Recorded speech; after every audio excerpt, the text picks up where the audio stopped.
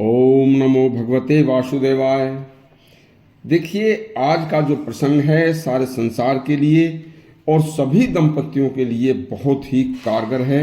यह भगवान धन्वंतरी ने कहा था, संसार में ऐसा कौन व्यक्ति होगा जो स्वस्थ सुंदर गुणवान संतान न चाहता हो।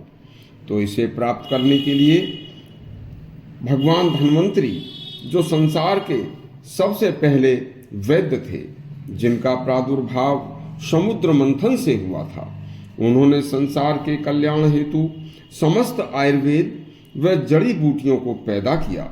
उन्हीं भगवान धन्वंतरी ने बताया कि यदि आप स्वस्थ सुंदर गुणवान संतान चाहते हैं तो यह कार्य रजस्वला स्त्रियों को करना होगा। सुनिए, रजस्वला स्त्री यदि हमारे बताए इन 11 नियमों का पालन करे तो उसे पूर्ण स्वस्थ सुंदर गुणवान संतान पैदा होगी। यह सभी कार्य गर्भाधान से पहले रजोदर्शन के दौरान करने के लिए बताए गए हैं। हर माह स्त्री के शिशुगृह में जो दूषित रक्त इकट्ठा होता है, जब वह बाहर आता है तो वह अति दूषित और दुर्गंध युक्त होता है। इसलिए शास्त्रों में उस समय स्त्री को अस्पृश्य बताया है, क्योंकि स्त्री उस समय अपवित्र होती है। तो उस समय स्त्री इन कार्यों को करे।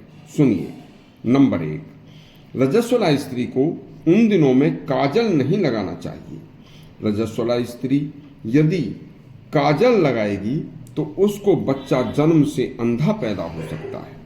नंबर 2, रजस्वला स्त्री उन दिनों में तेल मालिश न करे, वरना तेल मालिश करने वाली स्त्री को संतान कोढ़ी पैदा हो सकती है। नंबर 3, रजोदर्शन के दौरान अधिक हंसी ठिठोली करने वाली स्त्री के विकृत जिह्वा वाली तथा काले होठों वाली संतान पैदा होती है। नंबर 4, रजोदर्शन के समय अधिक बोलने वाली स्त्री के बकवादी संतान पैदा होती है। नंबर 5, रजोदर्शन के दौरान रोने वाली स्त्री के विकृत दृष्टि वाली संतान पैदा होती है। नंबर 6, रजस्वला स्त्री को कभी दौड़ना नहीं चाहिए, वरना तो उसे अति चंचल स्वभाव वाली संतान पैदा होती है, जो अच्छी नहीं होती। नंबर 7, रजस्वला स्त्री को कभी तेज भयंकर आवाज वाले गीत संगीत या बाजे ढोल आदि नहीं सुनने चाहिए, इनसे दूर रहना चाहिए, वरना तो संतान बहरी पैदा हो सकती है। नंबर 8, रजस्वला स्त्री को कभी शरीर पर कोई लेप आदि नहीं लगाना चाहिए, वरना तो पांडु रोग पीलिया से ग्रस्त संतान पैदा होगी।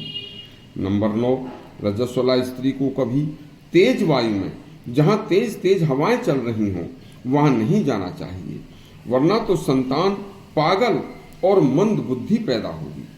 नंबर 10, रजस्वला स्त्री को कभी भूलकर भी पुरुष से समागम नहीं करना चाहिए, वरना तो संतान अति कामुक विचारों वाली पैदा होगी। नंबर 11, रजोदर्शन के दौरान स्त्री कभी मांसाहारी अंडे आदि का असात्विक भोजन न करे, वरना तो संतान हिंसक स्वभाव वाली पैदा होगी।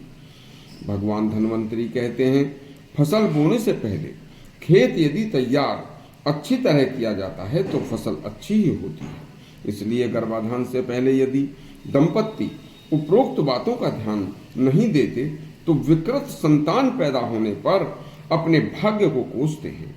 जब स्त्री ऋतु स्नान के बाद स्त्री जिस पुरुष का प्रथम दर्शन करती है तो संतान उस पुरुष जैसी ही पैदा होती है।